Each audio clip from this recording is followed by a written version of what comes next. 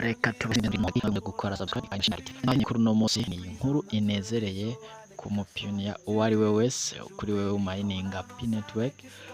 Nkuko twazindutse tubibona, hari akavideo kabonetse kuri ecran d'accueil, video y'umwe mu bagize ino projet ariwe Dr Nicolas Kokaris yivugira ubwiwe ibitigiri by'abamaze gukora KYC n'abamaze kuba migrated.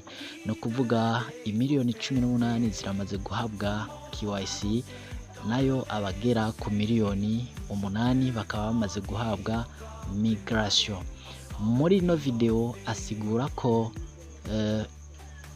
Open Mainnet igiye kuba muri iki gice ca mbere c'umwaka, no kuvuga uku kwezi kwa nzero ruhuhuma na ntwarante dushobora kwitega inkuru nziza, inkuru inezereye y'iri faranga ry'ikoranabuhanga muri web gatatu.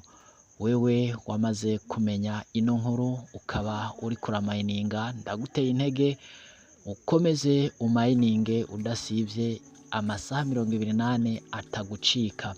Nkuko abivuga muri kano ka video ubwiwe arashimangira ko Pi will launch Open Network in Q1 2025. no kuvuga ngo Pi irashobora kuba amafaranga muri aya mezi atatu ya mbere y'umwaka, ariko kwezi kwa mbere no kwa kabiri no kwa gatatu. Wewe rero wamaze kumenya uno mushinga ukomere gose, ubwire ababihevye ababisuzuguye bagaruke. Aya niyo mahigwe ya nyuma.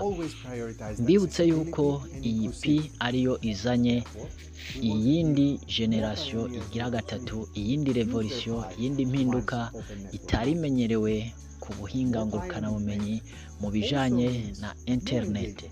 Reka wewe umaze kumenya ubandanye ukomeze kugira ngo tuze tujabuke uru rugendo rumaze imyaka 6 turiko turamininga kugira ngo turabe ko tworusozera.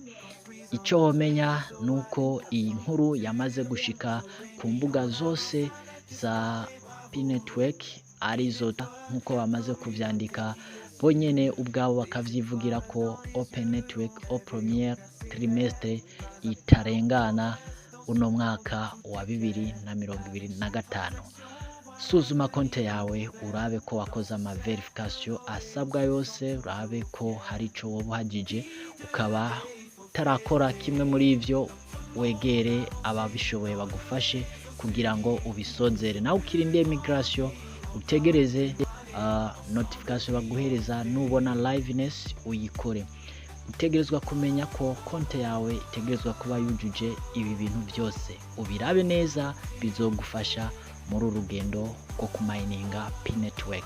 Ciao ciao, murakoze. Nous sommes des pionniers ensemble pour l'aventure, construisant notre réseau avec cœur sans rupture. Jour et nuit on avance avec espoir et bravoure. Pi network, la communauté qui assure. Des étoiles dans les yeux, on rêve et on persévère. Pas à pas on progresse dans ce monde où tout est clair. Avec chaque transaction, on voit l'avenir ouvert. Dans ce cercle doré, on se sent toujours fier. Pi 2D, il faut fêter notre monde.